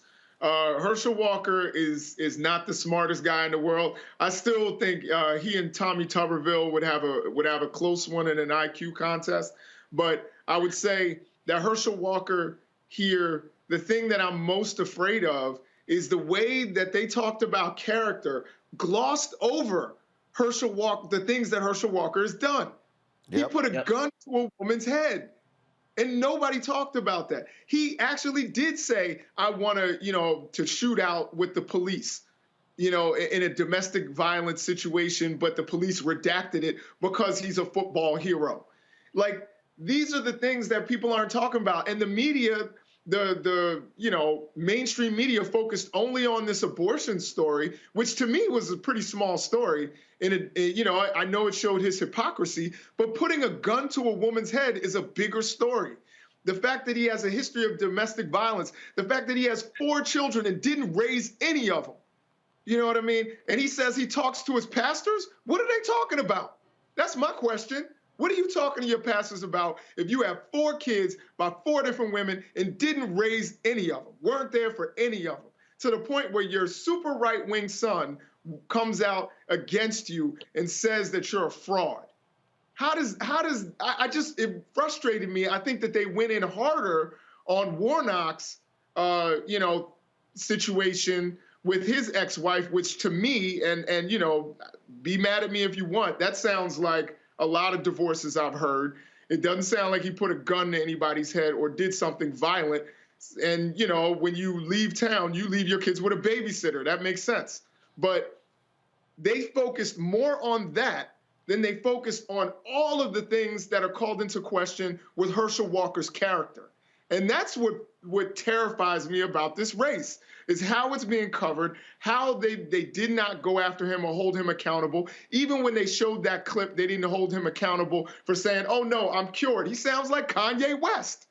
And I think it's ridiculous. You're absolutely right. And that was the thing, Matt, as I watched that, it was a horrible question. And they should have said, no, it was so like, yeah, you had some issues in the past with your wife. No, it should have been, your ex-wife said you put a gun to her head. I mean, they should have walked through that and had him answer that.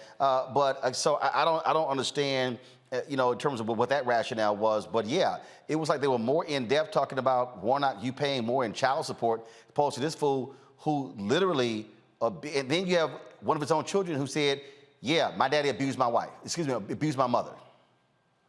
Yeah, absolutely. I mean, I think Jason hit the nail on the head with everything he said. I mean, the fact that the media is glossing over that and that was glossed over in those questions, and that just like Tommy Tuberville, that there's being any credence being given to Herschel Walker when he's not a serious candidate for, the United States Senate is terrifying. And it's terrifying that the race is as close as it is. I mean, his support should be in the teens. Somebody recently wrote about how, I can't think of his name, but he recently wrote about how celebrities don't need to become politicians, and how when we glorify celebrities, sometimes we empower them to do things they are not qualified to do. This is example number 1 for that. He should not be in a realistic race for United States Senate, but the fact that he's that close in the polling is terrifying, because that shows you that people are looking at Herschel Walker, the guy they remember who ran the football, and not Herschel Walker, whose serious character flaws absolutely do not qualify him to hold public office, let alone the United States Senate. Absolutely. Folks, a couple other stories here. Former Louisville Metro police officer has pled guilty to roughing up protesters in 2020. Katie Cruz admitted in federal court to violating an individual's right by using excessive force during the Breonna Taylor protest. Cruz's actions led to escalations in clashes between officers and protesters, causing the death of West End barbecue owner David McAtee. She confessed to shooting an individual with a pepper ball while that individual was standing on private property, not posing a threat. Cruz pleaded guilty to 1 misdemeanor count of using unreasonable force. She's facing up to a year in prison and a fine up to $10,000. Folks, in California, Justice Department defines the Orange County DA's office and the Sheriff's Department with violating the civil rights when using jailhouse informants. The DOJ's investigation focused on custodial informant activity from 2007 through 2016 and discovered the custodial informant program systematically violated criminal defendants' Sixth Amendment rights right to counsel and 14th Amendment right to due process of law. It was found that prosecutors and sheriff deputies violated the 6th Amendment by using jailhouse informants to get incriminating statements from people who had been arrested after those individuals had been charged with a crime. The department also found that Orange County prosecutors violated the 14th Amendment by failing to disclose exculpatory evidence about those custodial informants to criminal defendants. Matt, explain to people why this is so significant.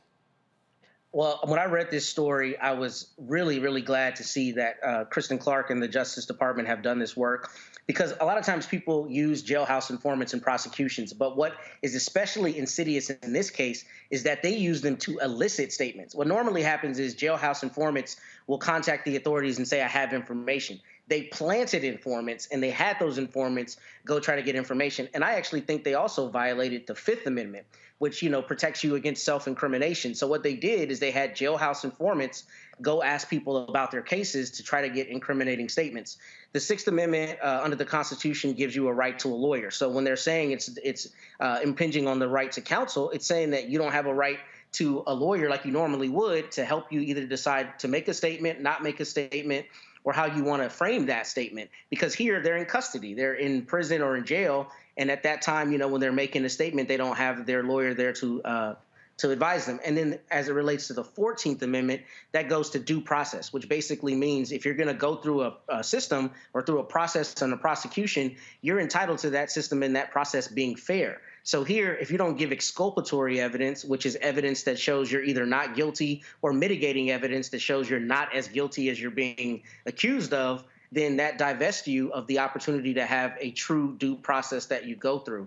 So when I read this, I mean, this is one of the best stories that you've had on about DOJ, because this is really getting at the meat of injustice. A lot of times jailhouse informants do and say things that are obviously just in their self-interest, but this is especially heinous because this is law enforcement directly stepping on people's constitutional rights by using jailhouse informants that they plant to try to get statements. So this is really incredible work, and I'm glad to see that they've done it.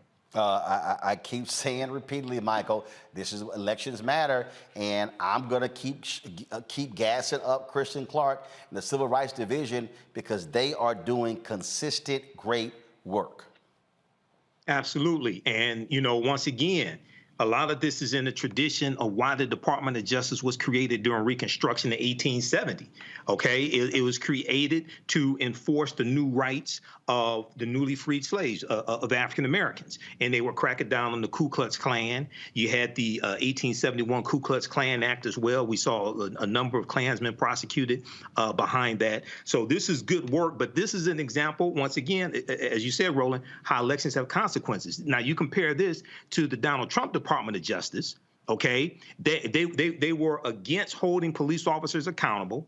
One of the first things that Jefferson Beauregard Sessions III did when he became Trump's first attorney general was back off of prosecuting police officers, and they reinstated they reversed the policy from 2013 from Attorney General Eric Holder, which backed off of charging low-level nonviolent drug offenders with the harshest sentence.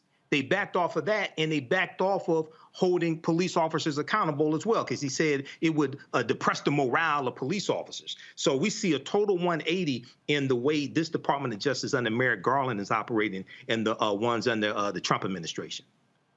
Jason.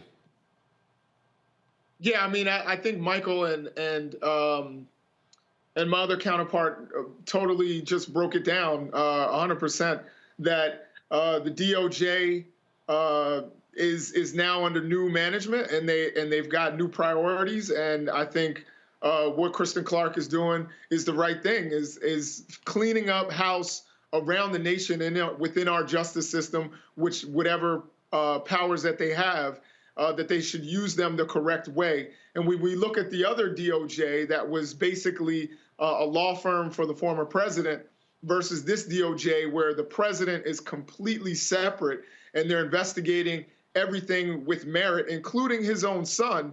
I think you see the way executives should behave and also the way DOJ should handle their things within their purview around the nation. All right, folks, got to go to a break. We come back, our Education Matters segment.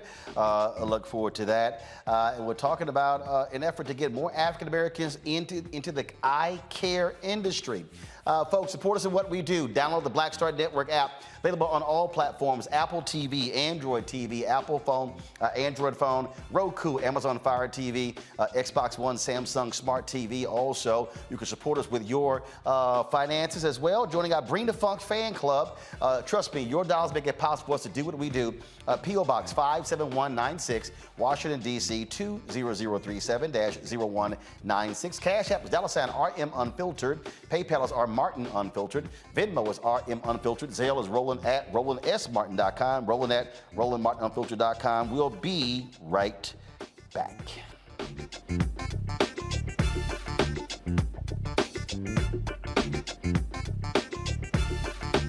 When we invest in ourselves, we all shine. Together, we are Black beyond measure. We're all impacted by the culture, whether we know it or not. From politics to music and entertainment, it's a huge part of our lives, and we're going to talk about it every day right here on The Culture with me, Faraji Muhammad, only on the Black Star Network.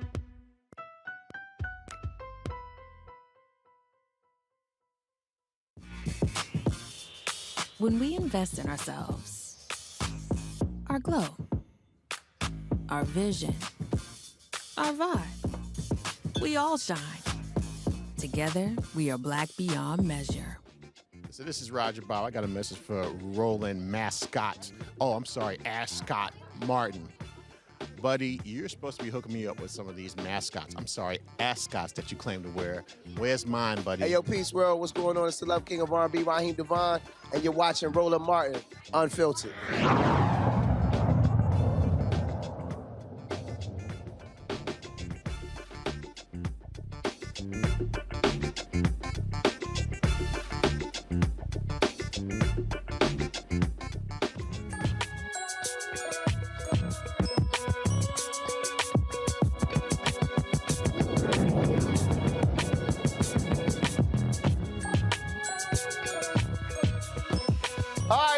Did you know that only 1.8% of practicing optometrists, that the folk who deal with your eyes, are African American? 3.2% of students in optometry schools are African American, and 3.8% of faculty in colleges of optometry are Black. Black Eye Care Perspective wants to change that by creating a pipeline for Black students to get into optometry with their Impact HBCU initiative. Dr. Essence Johnson, Chief Visionary Officer, no pun intended, of the Black Eye Care Perspective, joins me now from Dallas to discuss how their program is going to help more Black optometrists. All right, so Chief Visionary Officer, okay, I got you. We see what you did there. First of all, what got you interested in going into this career? Because what often happens is, this is an example of non-traditional fields, frankly, when you talk about for African Americans. And it's sort of like someone sees someone else doing it, then they go, wow, I didn't realize it, then they actually do it. So what's your story? Yeah, my story is very similar to that. Many of us, it is that first eye exam that we had that got us introduced into the profession of optometry. For me, it was going to a career day. And after hearing all this politics talk, I wanted to go and be a lawyer, but my grandmother told me I would go to hell for lying. So I needed to find a new profession. And going into that career day where I went into the dark law school or lawyer room and then going into this bright, beautiful room, and there was a lady standing there in a white coat. And she happened to be a Black female optometrist, and she told me all about the profession of optometry. And from that meeting, I fell in love. My new career path and future was set by going to that career day presentation in middle school. Wow, pretty cool. And so you've been an evangelist ever since. No, yes, I definitely like to say I like to practice and preach optometry. And a lot of that is what we're doing here with Black Eye Care Perspective. We know that if you see it, you can be it. And we're trying to have as many touch points as possible with students, particularly students of color. And that's why we've been partnering with a lot of eye care industry partners to touch these students in any place of the pipeline that they're at. Our most recent initiative has been kind of on this Impact HBCU bus tour with VSP, where we're going to the historically Black colleges and universities. And this year we have been able to go to Florida A&M University. We've been to Tennessee State University, and just today and yesterday, I was on the College of Paul Quinn College. We were bringing their Eyes of Hope mobile vision unit to the campuses because we know that one, the eyes are the window to healthcare. They're the windows to just our education and our learning system. And if students cannot see well, they cannot do well in school. There are actually studies that show that people who are not getting their eyes checked as a young child, they're 5 times more likely to not succeed and to not go on to higher education. That 44% of students that have uncorrected refractive error, so just needing something as simple as glasses or contact lenses or other treatments to see better, they're not being successful in school, and the students on college campuses are no exception.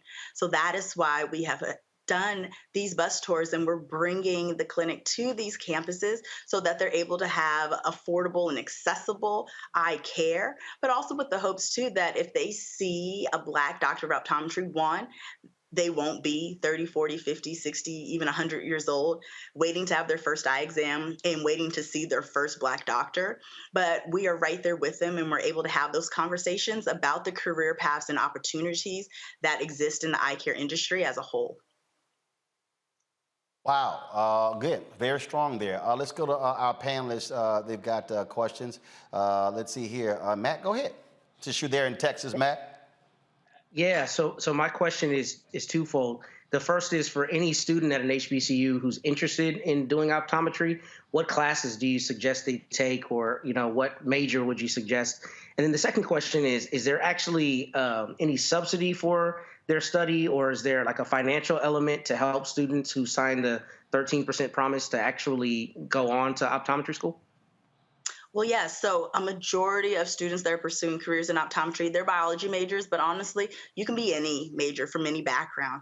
Of course, a lot of the prerequisite work is heavy in the sciences. So you're taking biology, chemistry, organic chemistry, physics. And then, of course, there's your other core prerequisite classes. And then we have what we call the optometry admissions test. There are 23 schools and colleges or schools and universities out there for optometry. And some of them are even OAT optional. So if you have a high enough grade in GPA, you don't even have to take the optometry's admissions test, or if they have geared it around if you are interested in maybe other areas of healthcare. So you took that MCAT, you took the DAT, you took the pharmacy test or the GRE. You can also use those to apply to optometry school. Then with Black Eye Care Perspective, we've created this virtual pre-optometry club. So some campuses, they're able to have a pre-optometry professional society or a pre-health club, but we made one that is virtual. So even if you have those clubs on campus, you can join us virtually on the 13th of every month and be with a community of students and doctors and other professionals that want to see you succeed and survive in this profession and in this journey, even after you get into school, you get through school, you graduate. And with a lot of our advocacy work, there has been an increase in financial support for students. Before, many of us had to lift that burden by ourselves, but there are more opportunities for students to even get full ride tuition, all tuition paid at some of the schools and College of Optometry, increasing the amount of scholarships that are available, but also being a part of the club, we're showing them where those resources are. Oftentimes, as a pre-optometry student, we discount ourselves as becoming incoming graduate school students, and a lot of those scholarships or grants that are geared to graduate students can also apply to those students that are applying to optometry as well. And then we reward our students that are in our pre-optometry club by having them apply for a matriculation grant. We also want to celebrate them in the spring of every year with our signing day. So just like in sports, they have that opportunity to announce what school or college that they're going to in the fall. All right, then. Michael. All right, Dr. Essence Johnson, thanks for coming on and sharing this information. And, thank God for optometrists, because I've been wearing glasses since kindergarten. So can you talk about Damn, you've been blind since kindergarten? Damn. You came out the womb with some jacked up eyes. Don't let them do Hey, you I like have a that. third eye though also to make up for it. I have a third eye to make up for it. No, you need to focus on them too. Go ahead with your question.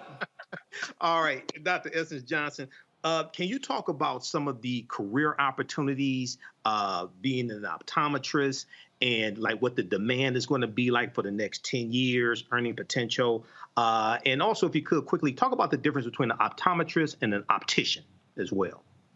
Oh yeah, we can definitely do that. There's actually 3 O's in or in the eye care industry. So you have someone who's a doctor of optometry like myself. I went to undergrad, and then I went to optometry school, which is a 4-year program. And then you have that option to do a residency in your choice of specialty. My particular specialty is ocular disease. So I spent an additional year after studying doing that. You also have ophthalmology. So those are students that went to undergrad as well, and then they applied to med school. And then they went through their med school program, which is often 4 years, and then they matriculated into the chosen field or specialty of ophthalmology. And then that is divided out into many other subspecialties. So you can do general, you can do cataracts, you can do retina. There's just a lot of different options in ophthalmology. And then there are opticians. Opticians are our greatest support system. They can work in conjunction with optometrists or ophthalmologists. They can also work kind of individually. And many of them are working with the different facets of eyewear, in the dispensing, in the fitting, in the helping with the styling, the fashion pieces of it. So a lot of times, and most of the times, we're all working in conjunction with one another, in collaboration with opticians, optometrists, ophthalmologists, but also in collaboration and conjunction with all the other healthcare specialties as well. And then when we want to talk about just earning potential, they say the profession is saturated. I will say it is not. As an optometrist, you can practice in many different fields. Before, it was just private practice, but someone like myself, I practice in a hospital setting, in a community health. I also go to the jail. So the options are going to be kind of limitless, and there's also more options and opportunities for people who are entering the profession. So whether you're interested in younger people, children, older people, disease, specialty contact lenses, whether you want to be in a more organized organization, or if you want to go into private practice, there's a lot of opportunities that are out there and that are being created. And if you don't want to be in a clinical capacity, there's a lot of other corporate options, speaking opportunities, advocacy, that you can do as well as a doctor of optometry. All right, thank you. All right, everyone get to ask a question? Jason, that's right, Jason, you disappeared, you came back. So Jason, go ahead and ask a question. So I just wanted to know a little bit about your program where you are helping students, particularly HBCU students. And my question is, you know, I teach at a PWI and I teach in African American Studies. Is there anything that your program is doing for Black students at PWIs and other non-HBCU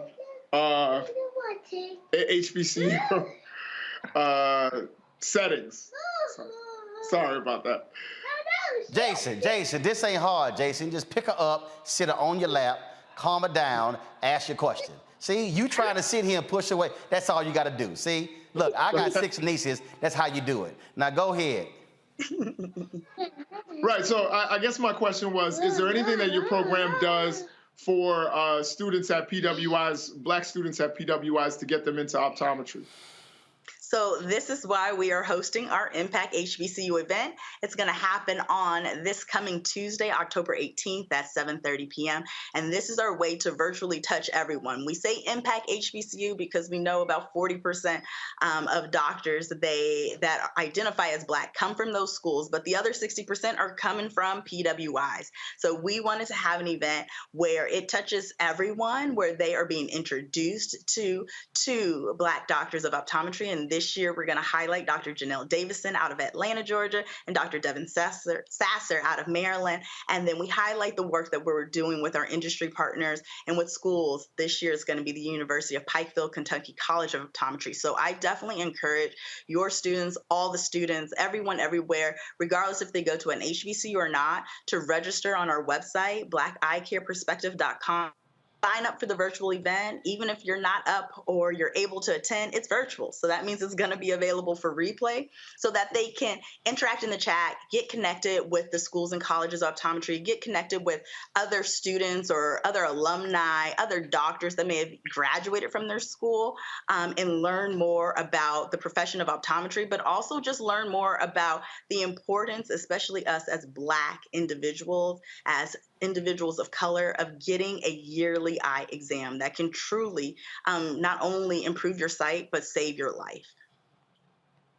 Thank you. Thank you so much. All right, then. Well, look, I certainly appreciate it. Thanks a lot. Again, give the website again for people who missed it, who want to get more information.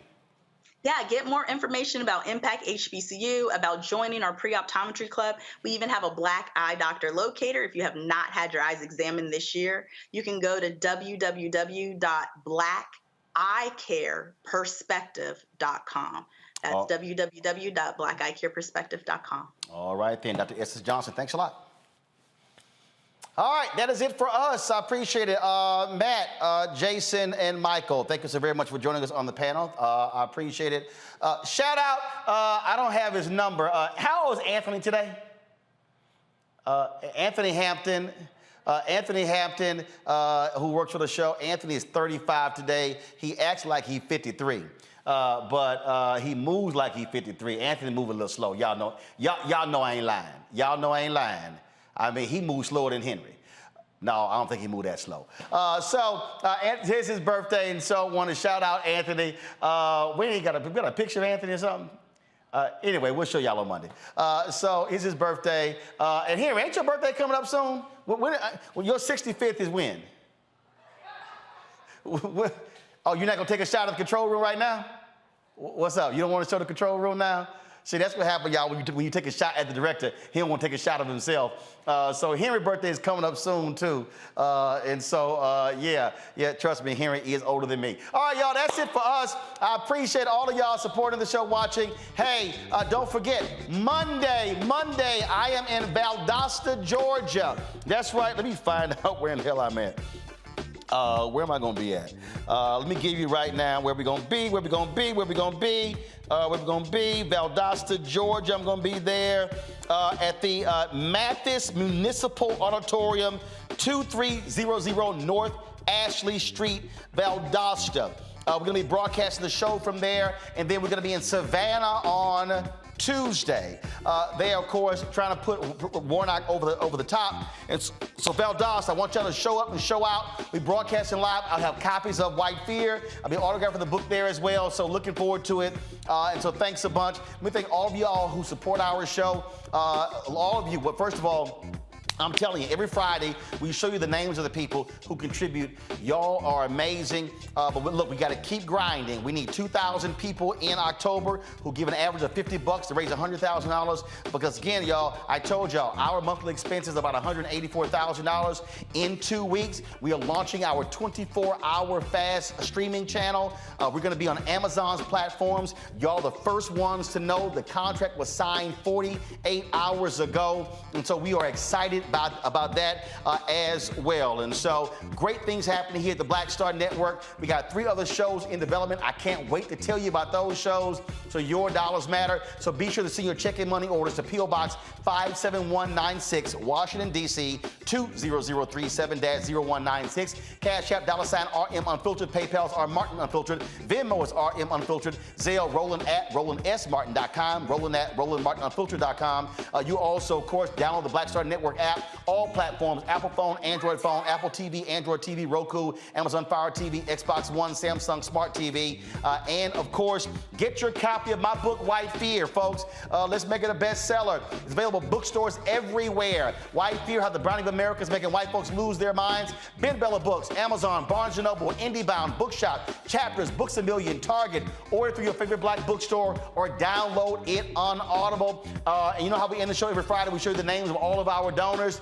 We do it every single Friday to show y'all some love. Thanks a bunch. I'll see y'all on Monday. From Valdosta, Georgia. Holla!